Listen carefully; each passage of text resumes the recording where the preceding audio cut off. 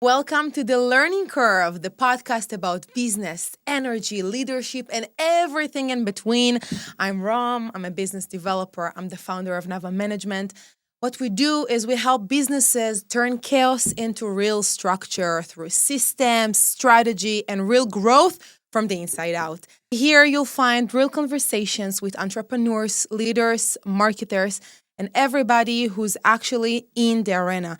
And today, I have a special guest right here.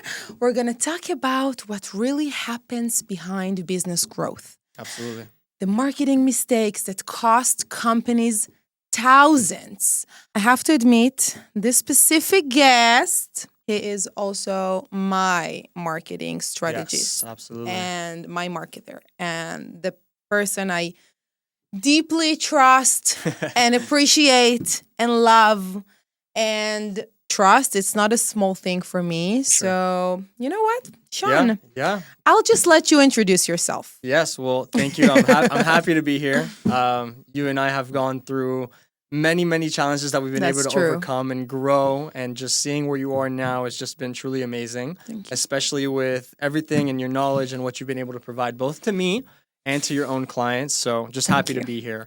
My name is Shawn Mines. I'm a marketer. I own a company called Growth Key Marketing, where we're a performance-based agency, helping companies try to scale their revenue, essentially. That's the most important component as far as taking their business to the next level. So excited to be here, excited to have this conversation and potentially educate whoever on this topic. Yay. You know what? Let's just dive right into Let's do it. Yeah, okay. So, paid ads. Yes. What is paid ads? What is it? Yeah, so paid ads refers to putting money behind advertisements specific to digital marketing, right? So digital marketing can be different channels, whether it's Google, whether it's Meta, Instagram and Facebook, whether it's LinkedIn, whether it's YouTube or other channels, and it's specific to each client's needs. But essentially, paid ads is a way to turn $1 into $3 into $4 to grow a business. Many of my clients at the first place in their first call, they're telling me my leads are not good. I'm not generating leads correctly. I don't know what's going on. And their first action would be hiring a marketing company. Of course, this is not what I believe in. I love you, yeah. But I truly believe, first of all, you need to understand what are your business engines and really build a structure, slow and steady. And only then you'll even realize what do you want to promote. When you have a new company coming to you, you know, what's the process is like. Oh, yeah, absolutely. And I think you hit the nail on the head as far as understanding when marketing needs to be implemented within a company. And it's important to understand that while marketing is great, it's not always a act now type of thing. We need to first identify, and this is something you do amazingly, where you identify a business's current pain points, right? Current problems. And a lot of times business come and they say, you know, let's just put more fuel on the fire. Let's just spend more money on marketing. I need a better marketer. When in fact, their sales might have issues, their operations Well, we might are have very issues. familiar We're with very these familiar. problems, yeah. There's a lot of external factors, right, that needs to be taken into consideration.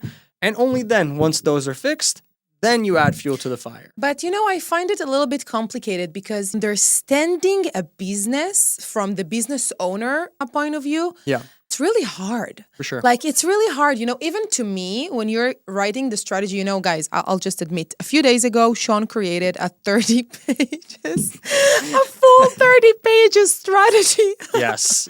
I mean, I wanted to cry when I read it, but at the same time, I'm like, okay, but we have a plan, we got it. But I see business owners I work with, and I know just getting the plan, just like they will never know how to implement and what to do. You know, behind strategy, there is a lot of knowledge that I feel like these days business owners trying to kind of learn and get, but it doesn't really happen.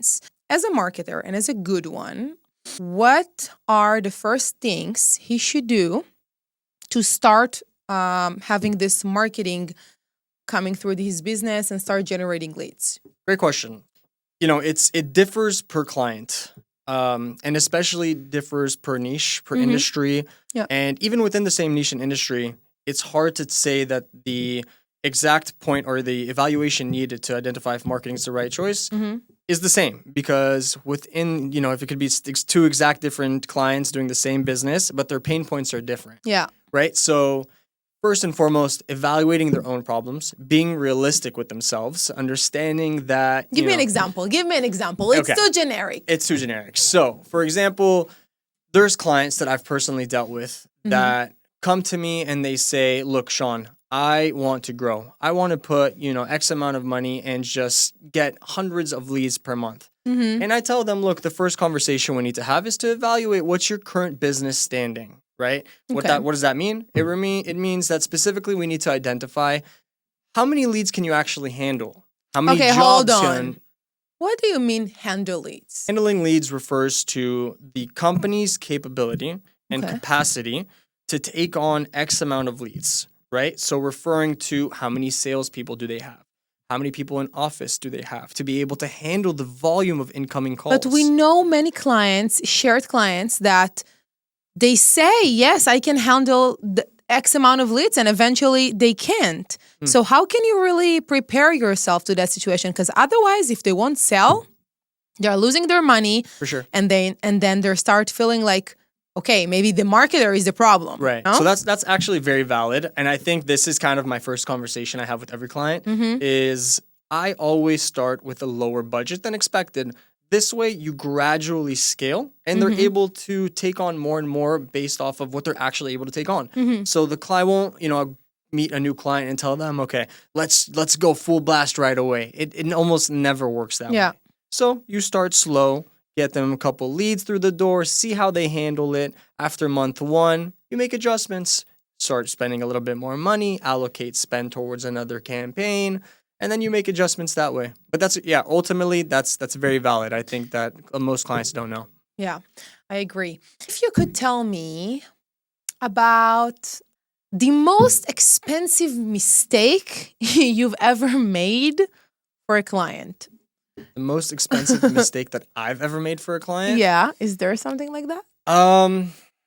I guess the one thing that I can relate, it's not necessarily a mistake that I've made. I'm always very transparent as far as having clients understand what's the expectations, kind of what's the process look like, months 1, months 2, months 3. Yeah.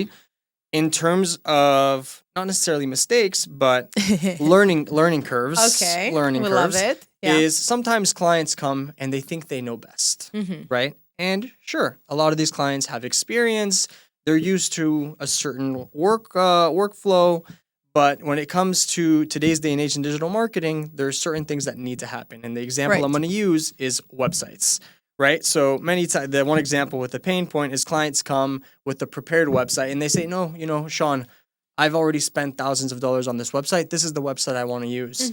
And I unfortunately have to tell them, look, while I understand you spent a lot of money on it, this is not your best conversion, tool or asset. Why?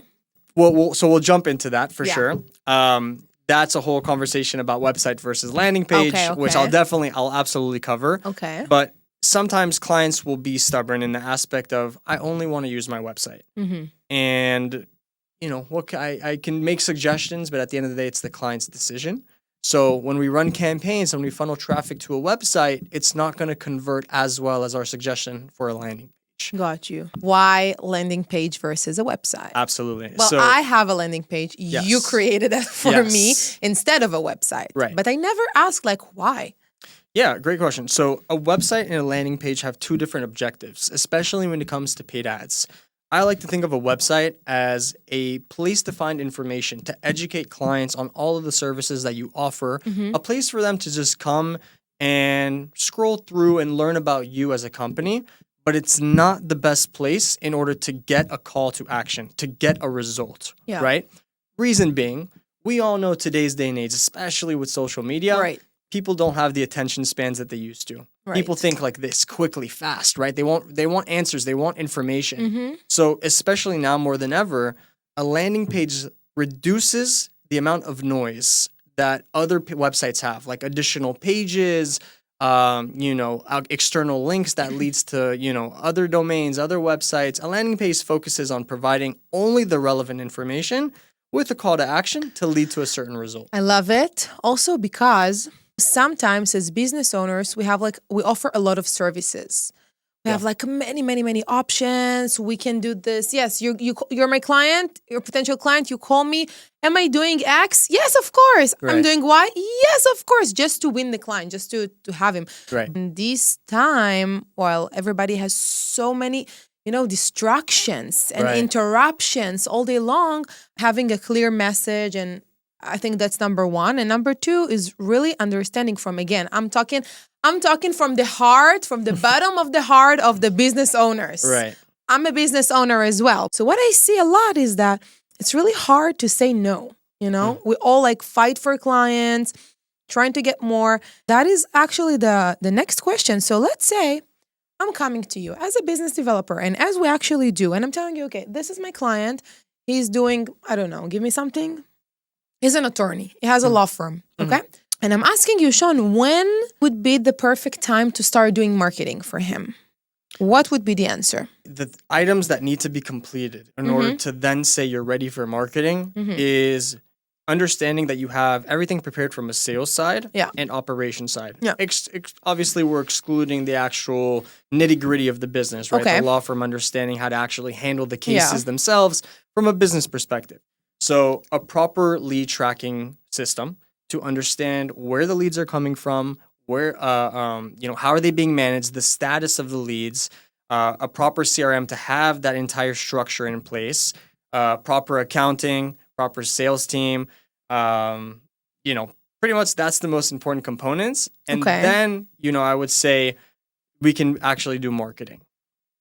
Okay. If I'm doing the reality check right now, most of the business owners and the businesses, they don't have all the things that you just talked about. Business owners, even if they have CRM, they have no idea how to really use it because it's not about the technology. People think it's about clicking and updating statuses. This is not at all. It's about really understanding, deeply understanding the relationship with the customer. And I think when I just started with you, one of the first things you talked about was CLV, customer lifetime value. And I really want to know how you see that reflects on campaigns. So customer lifetime value is a really important metric, especially with certain campaigns. This is one of the biggest challenges as a marketer is to, communicate with the client and evaluate whether the campaign is performing. Many times, and we've experienced this ourselves a couple times with some clients where the customer lifetime value, right, reflects the total amount of revenue generated per one client, right, throughout the entirety of the business life. Right. So, essentially, right, if you're spending X amount of dollars on a campaign, and let's just hypothetically say to make numbers as simple as possible, you generate one client, right? Yes. At $100 per cost per lead, and you spent $500 on the campaign. Most people will look at the campaign and say, "Look, Shawn, it's not working well. I spent $500. I generated one client. The client gave me a revenue of $100, but then I say, hold on, okay, what's your average customer lifetime value?" If it's, $800, meaning the client stayed with you and subscribed for 8 months, then you have a positive ROI, right? So that's a really important metric for certain businesses to evaluate. But let's be honest, nobody really knows how to really measure it. Imagine what the business owner is going through. He needs to actually have his business strategy and structure fully prepared to understand what other products or services the client might purchase in the future and how he will retain the client after the 3 month, 4 month. It's a lot. It's a lot. And by the way, you love the details and you're checking everything, you're testing everything. I appreciate that part very much. But for sure. What I find is other marketing companies that I also work with for other clients, they don't measure any of it. I think the most important component for a company to be able to evaluate a proper marketing company to decide this is the person I want to run my ads, and this is the mistake I see most agencies making, is the majority of agencies don't care about sales. right? They don't check with the client to see sales. I agree, because again, what they do, they just check the cost per lead. Exactly. They only care about leads. I agree. Generated X amount of leads. But I'll tell you what, because it's really hard to find good sales reps these days, and it's really hard to monitor sales. I see the conversations we are making with our clients to help them sell and to find the good enough representatives to do that. This is the hardest. For sure. So, for example, I'm a business developer. I am giving you structure, system. I train your team. I do all of it for you. But then in a certain point, you have to do it by yourself. Right. You know? Do it by yourself. And if you can't, many drown. If we're talking about business owners and we're talking about marketing, there is something here that I feel like we need kind of to find a way to solve it for them. Let's honestly talk about it, because I feel like it's a big issue, you know? I can't stand anymore things like, do you have somebody for marketing? Well, I do, but let's first of all discuss why you don't like yours. So, I mean, you and I both together have this shared pain point when it comes to clients. We work together to be able to evaluate and strengthen both the business development side and marketing side. Absolutely. At the end of the day, it is one of the biggest challenges from both of us to be able to improve the CRM, for them to utilize the CRM, right? For them to be able to update it, the proper way in order to keep up with the leads and update the statuses and write the correct notes. That's a challenge. Yeah. But when we do it, we see the great success. It works. Yes, unfortunately, there's only so much that you and I can do to impact external factors, such as the client's day-to-day, right? They need to be able to commit and go and with our recommendations. And unfortunately, when they don't, they see that the result gets affected. Right. Right? What you and I can suggest are certain workflows. We can, provide certain strategies. We can introduce them to the proper systems, the proper platforms, the softwares. But if they don't commit to it, the results aren't going to be. By the way, you'll see the commitment part in many, many things. Among the people I know, I find that if they don't commit to their business and their goals, probably won't commit to other things in their personal lives too. When, for example, I meet a manager, I coach business owners and CEOs, and part of it is when I see male manager with feminine energy, and most of the times I see it also reflects his personal life, and probably he won't I won't say it. I'll just be politically correct for a second, but I'm just saying that it's it's extremely important to make sure that the business owner is actually behaving like a manager and then like a CEO. When I analyze a business, marketing is the last thing I take care of. So I start always with all the financial thing, and I start with profit and loss and look at the reports and work with that and organize that part. After that, of course, the love of my life, operation. Yes, cleanup, structure, foundation. I love operations. I love it so much. You have no idea. Creating SOPs and really understanding the workflows, finding the business engines, all that. Yeah. And then at the same time, simultaneously, I work on management because it's about the skills, managing the team, all that. Also recruiting. And then lastly, even not before marketing, we have the sales. Right. I won't start working on marketing before I know I have a perfect trained sales team, knows exactly what to do. And sometimes, we know stories of clients that we don't have access to their sales team and we see the results. I won't say names, but only then working on marketing. That's absolutely correct. And that's the way every single business needs to approach their own business. That's the mindset that they need to have, because at the end of the day, without the proper structure, without the correct operations, without fixing their finances, without improving their sales team, the marketing will just simply be a leaking bucket. You're pouring water into a bucket that has a hole, and it's just going to drip and drip and drip, and it's just not going to lead to growth. Do you think you're genuine enough to say, guys, you should stop the campaign? We should stop working on that until you fix X? 100%. This happens a lot more than you think. I've had clients in the past where the campaign was working wonderfully. everything was firing on all cylinders. You know, we were able to scale. But at the end of the day, we reached a certain point, right, where we've increased the spend. We've increased our geographic targeting, right? We've added new assets, new services, new landing page. Everything was working. Operations at a certain point failed, right? And how did it fail? From a logistics standpoint, their employees decided to quit. Aww. And, you know, unfortunately, without the proper team behind them to manage the leads, to manage the actual projects, there's no campaign, right? So, unfortunately, there was a lot of cleaning up to do. Sad. Yeah, and it's part of every business, you know. And we told them, look, you know, unfortunately, we're gonna have to pause. We don't want to keep wasting your spend. It's just the nature of the business. And then, fortunately enough, they were able to get cleaned up. And we resumed X amount of time after, but it's natural, you know, and especially with the client, where if the campaign is performing, but there's external factors, you know, there's always some, you know, mitigation that needs to happen to ensure that there's no leaking bucket. Not all the business owners and businesses needs to create campaigns for lead generation. Sometimes, Very true. Like me, for example. Let's talk about it. Yes. Take it. Absolutely. It's okay. You can say whatever you want. Be careful. Rom, with NAVA management, she's doing a wonderful job. But obviously, as great as you're doing, you want to grow even more, right? That's the objective. Always. I want to grow. You want to grow. Our clients want to grow. Right. That's the nature of the business.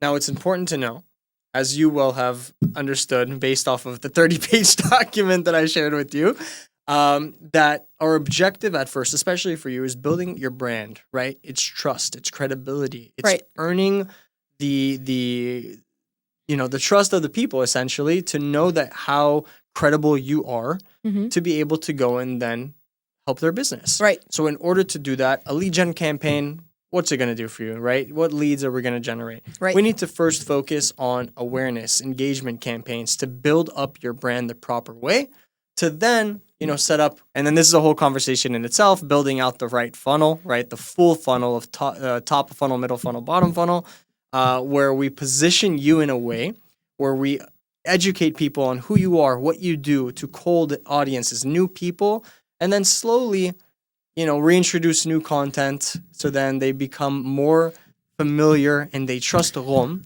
and then eventually turn into a client. Right, but you know, I find that this process requires a lot of patience. Yes. Wow. Like a lot. Now, to me, it's fine because I completely understand the cycle of marketing. But for other business owners, you know, waiting so long to get something out of it, like people quit. Yeah.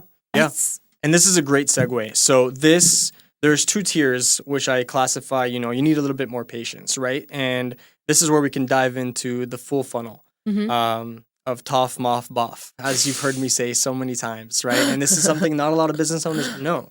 So class, you know, your class, where the business or the companies you want to work with, it requires high trust, high credibility, high level of authority. Right. And on the other side, there's businesses that are just simply high ticket offers, high ticket services, where to work with this company, it's $30,000, $50,000, $100,000, right? And so there's a certain sales journey, or customer journey that needs to happen, or in order to be able to convince, you know, the client to work with you instead of someone else.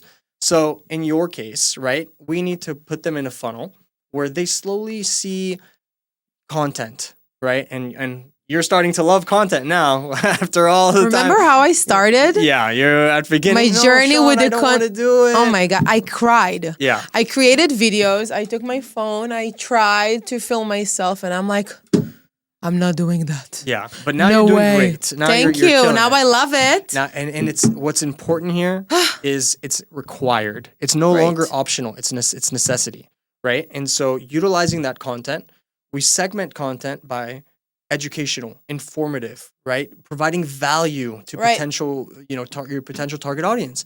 And then later they see additional content. They'll see our podcast. They'll see, you know, your other stuff. It's funny because when I create content, I'm not thinking of like the client or the person I'm going to sell to. All you see in my videos is like, who she's talking to, what's the message, what you want to say, blah, blah, blah. You analyze my videos in a very cold way. And all I care about is like, this is something so important you all should know. You know, this is completely different like approach to do that. You have a huge effect on like me creating content. And, you know, every time I'm coming to you with a new idea, and I have a lot, as you know, you're always like, yes, you can do that. I believe in you. You know, I think 2 or 3 months ago, I called you with a crazy idea that I'm not going to share right now. Remember the 30... No? Okay. So I came to you with a crazy idea and I told okay, good. Yes. So I told you, please don't laugh. I have a crazy idea. We need to do that. We need to get there. Yep. I was waiting, you know, okay, gonna tell me I'm dreaming. And you're like, sure, let's do it. I think it's doable. Yes, it is doable. Listen, I would not say that to a lot of people, but I genuinely believe that you're one of those people that will be able to do that. There's a certain drive or a certain fire in certain people that, you know, it's not easy to be an entrepreneur. It's really not. Right.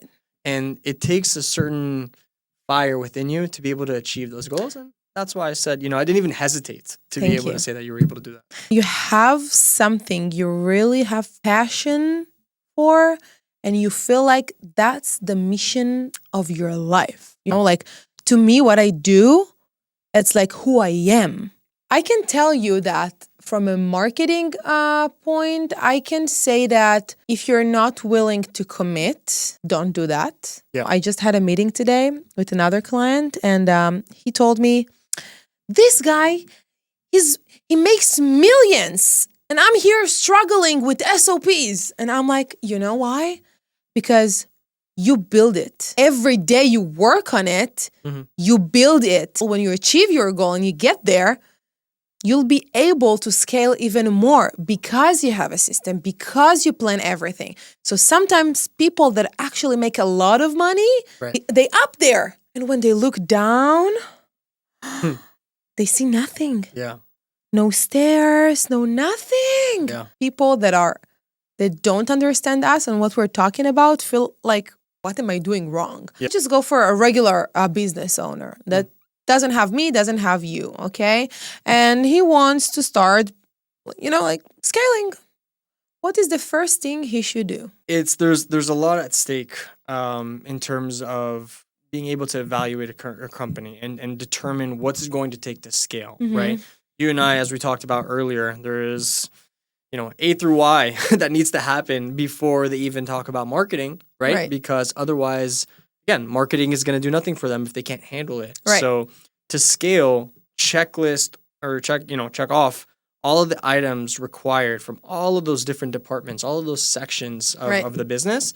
And then the last piece, truly, to be able to scale, and that's what makes marketing so fun, right, is you simply create the right strategy to get you know, all marketing is positioning your company in front of your target audience with the right message at the right place at the right time. Sounds complicated. You know, it sounds complicated, but truly it's not, right? Okay. At the end of the day, there's a lot of components in order to determine a successful marketing campaign. But from the foundation of it, you know, that's the last missing piece in order to say, you know, we're going to take you to 10x, 20x. But yeah, you know, there's a lot that needs to happen prior to be able to just say scale. Do you think marketing can save a bad business? No, absolutely not. Absolutely not. That it all leads to the foundation, right? It's like, you know, the best analogy I can use is in construction. Are you going to start, you know, building the wooden frames, and are you going to start adding the doors and the windows on you know, a house that doesn't have the foundation, that doesn't have the concrete? No, the house is going to break. It's going to fall, you know? So it's really that same principle from a business perspective is layering everything from the ground up. And at the very end, you know, you have a nice, beautiful house. And if you want to scale, if you want to grow, you know, there is the marketing, right? Which is in the construction analogy, you can, at the very end, you know, paint the house. You can add some landscaping, increase the property value, do some renovation. And what do you think more powerful, word to mouth marketing or digital marketing these days?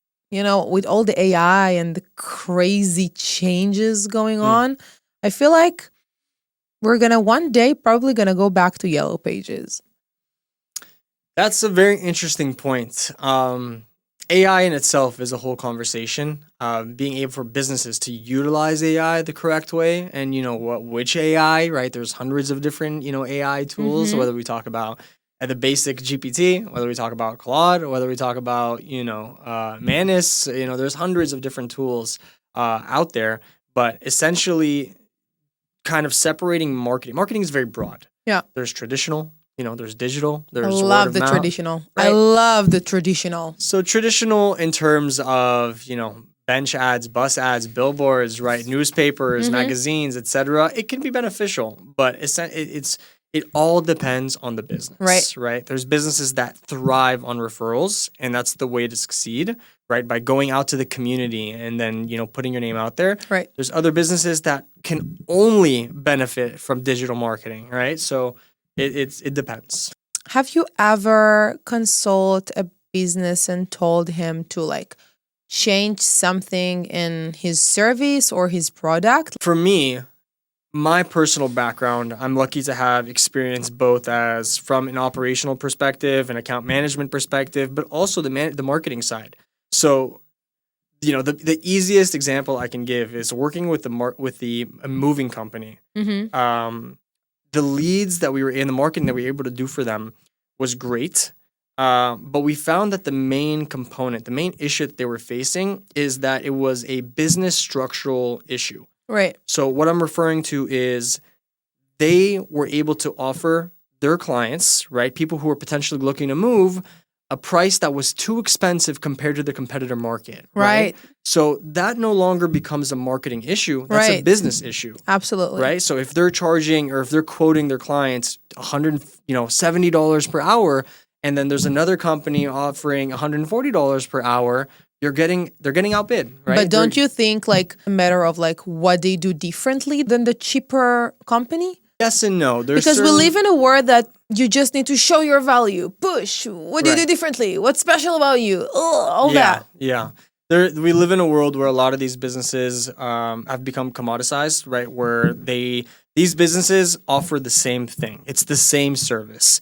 How they portray that service, sure, that could be a little bit different. But at the end of the day, in this moving example, it's getting a client from A to Z without their packages, being broken, without their furniture being ripping. So essentially, it's the same business structure. It's very simple. Whether they have different offers, whether they, say that, we use different wrapping or, are more eco-friendly, right? These are different unique value propositions, unique branding mechanisms to help them differentiate themselves.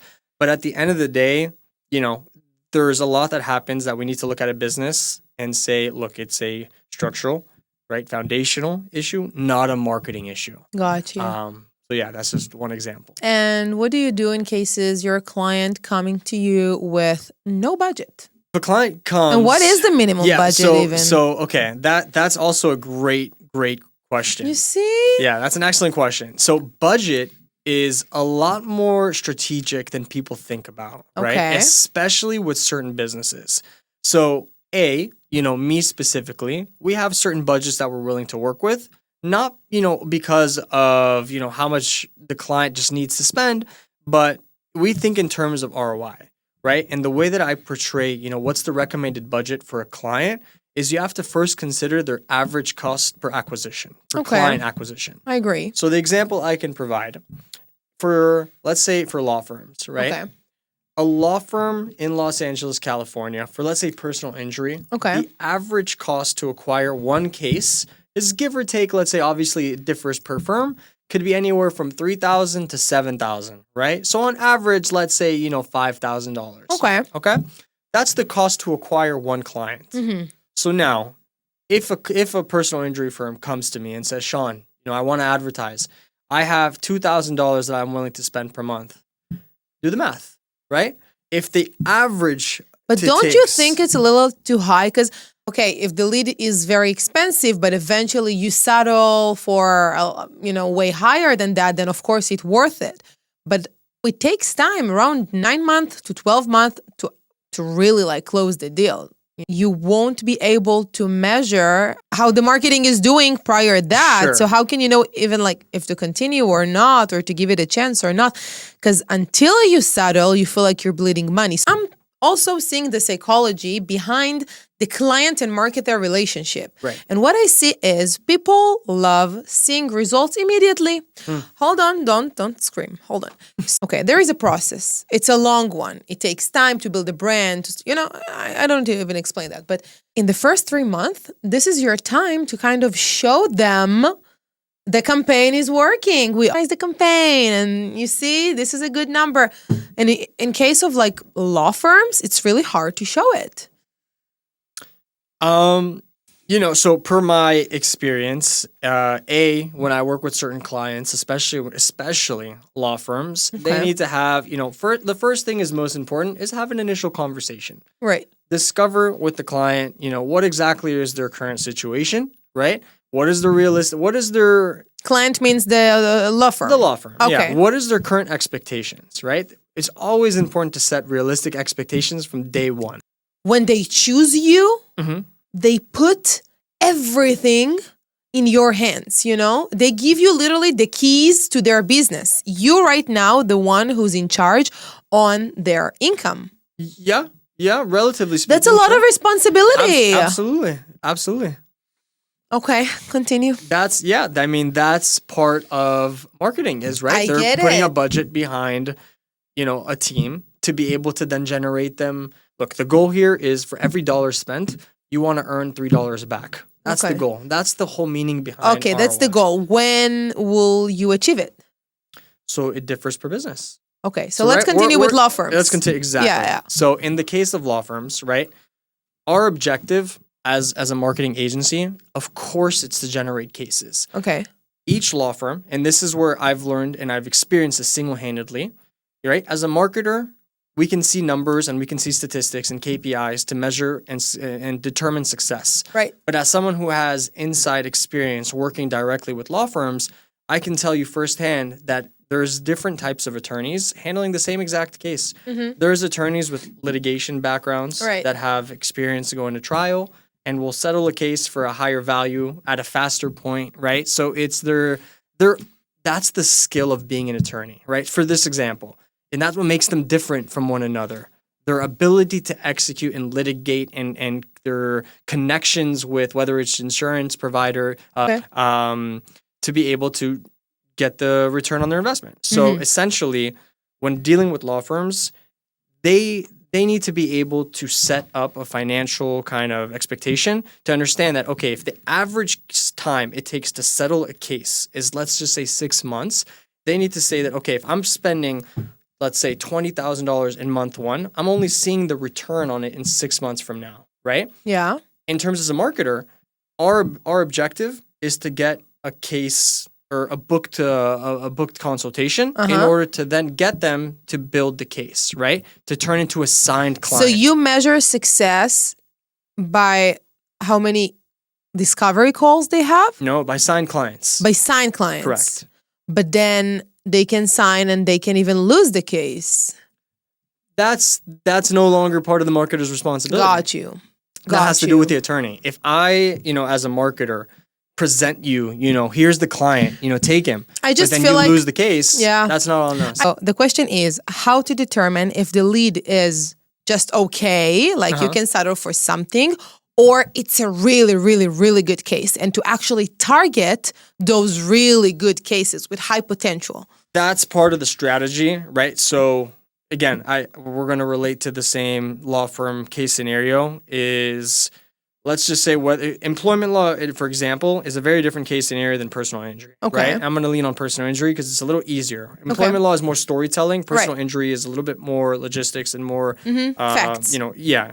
So in personal injury law, the case types, there's a lot of factors when it comes to determining the value of each case. Okay. As marketers, right, we segment them, right? So within personal injury, you have motor vehicle accidents, right? You have a category that's called uninsured uninsured different motorists. categories. Yeah, different categories, etc.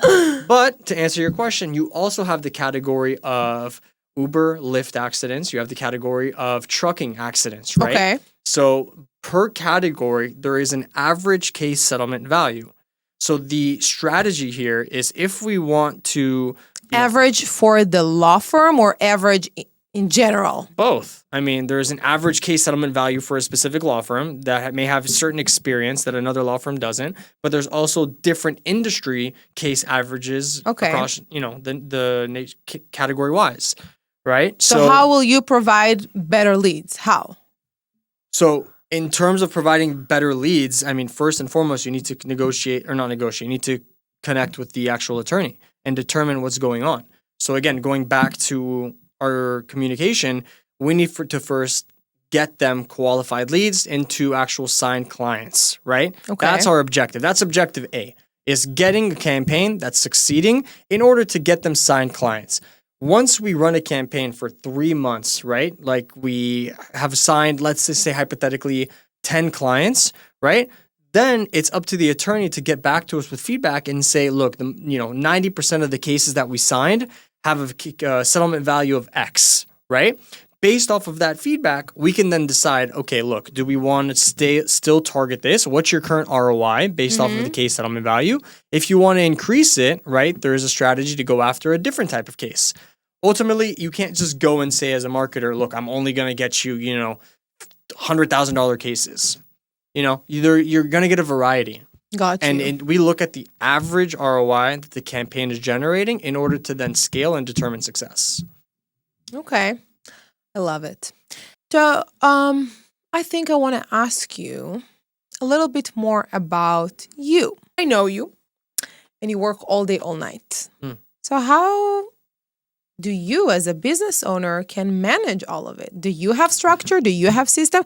And do you have marketing for yourself? Yeah, so essentially for me, my background is just, running meta campaigns, being able to generate for my own affiliate marketing. That's pretty much how I started. A little background about me is while I was in college, I came across Which wasn't a long time ago. It was not that long ago. Went to UCSB, started, dabbling in Instagram and Facebook, and I came across this very interesting guy. And he kind of, I started seeing his posts a lot, and it really intrigued me at the fact that, Facebook ads is a way and it's a channel to generate revenue. And it was something new to me. I never really gave it any thoughts. What did you study, by the way? Economics. Yeah. And so Sounds later, like you. Yeah. And then pretty much through this guy, I signed up to one of his courses, and the course pretty much talked about how to maneuver, how to, go through Facebook ads, etc. And that was my starting point. So then I ran my own campaigns to specific products, and then I would earn commission on those products. And that kind of started my Facebook ads experience. Kind of skipping a few steps, I decided, to go work within a marketing company. That marketing company was dabbling across all different niches, all different areas. But ultimately, I saw the way that they were running their business. Yeah. And this was one of those agencies, and I'm not going to say who, that was just simply not really caring about client results. They were just looking to sign for as much as possible the new client, and then kind of not really follow up as much as possible on the data on the sales side of things. So I was working really hard, and ultimately I decided, let me go do it for myself. Let me go try and dabble and start my own company with a business that actually is transparent and is thorough and provides details for the clients and, actually tries to get results and gets case studies. So that's ultimately the path that I took, which was the foundation of Growth Key. And now, luckily we've been able to take on a good amount of clients, pretty diverse, I would say. Really diverse. Exactly. Really diverse. And yeah, just looking to constantly expand. But in terms of our team, I'm a big believer in having, kind of more than a team, a family. And that's pretty much essentially how I built my team. I don't, by the way. You don't? No. So I have different views on that. Yeah. I'm really strong about everyone within the company should have the ability to voice their opinions, in order to Absolutely. Yeah. Yes, in terms of opinions, yes, but Yeah, and then with very clear boundaries. Absolutely, absolutely. But ultimately build a foundation where I can trust certain individuals and delegate responsibilities. At the end of the day, that's the only way a business grows is by delegation, right? Duplicating yourself, certain skills, certain roles, certain tasks in order to then take on more and more. Do you feel like you succeeded with that?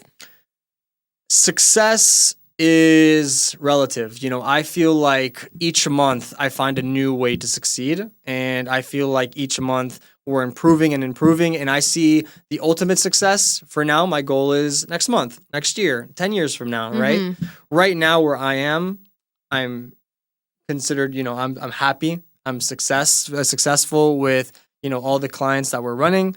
I think that there's obviously a lot more room for improvement, but always, that's fine. Yeah, but we're definitely at a point where we can continue growing for sure. Well, that's interesting. So I want you to take a second and think if you have anything you feel like either you regret on or you wish you knew earlier. I'm a huge believer on learning slow and steady, the learning curve. Yeah. So building things slow and steady, and every time you learn more, you achieve more, you get more experience, then you're ready to the next level.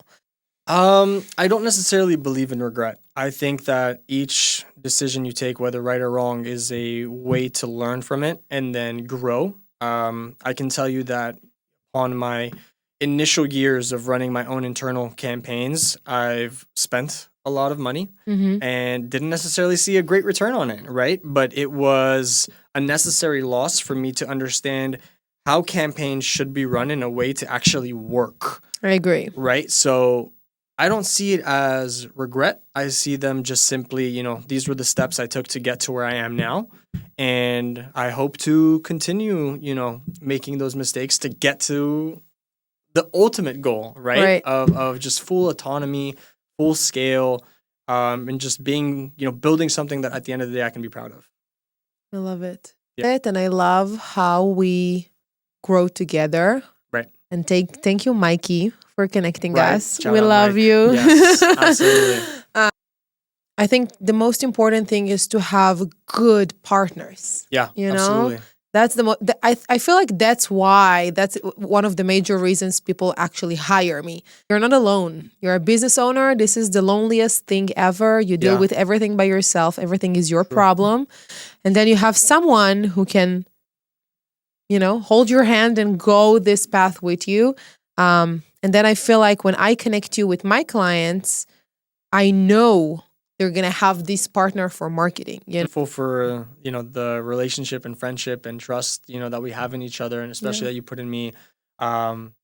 It forces me to, do better than what I'm used to. I know sometimes I'm crazy, but you're okay with that, right? I'm okay with it. I think that's it's a normal amount of crazy. I love it. Yeah, I think I need to record it. Can you say it again? Hold on. Please say it again. I think that you are doing a normal and a healthy amount of crazy. Thank you. Of course. Thank you, Shawn. You see? Everyone see that is true. Yes. Here, what he just said. Exactly. I have it recorded. Of course. Yeah. So, I mean, look, especially for what you do, if there's no crazy, it's not going to work. Right. Truly. For what you bring to the table. Tell my mom about it. That's the only way that clients are going to be convinced enough to take the necessary steps, right? If someone else similar to you, right, was doing the same services, hypothetically speaking, right, and wasn't coming with the right energy that you were, a lot of the clients would be like, exclude them, wouldn't, oh, okay, sure, I'll try it. No, but your energy is, you say, no, do it now. Right? Take action, right? You need to make this change in order for yourself and your business to succeed. That's important. And that's a healthy crazy, so to speak. Thank you, Shawn. You're the best. Absolutely. Thank you.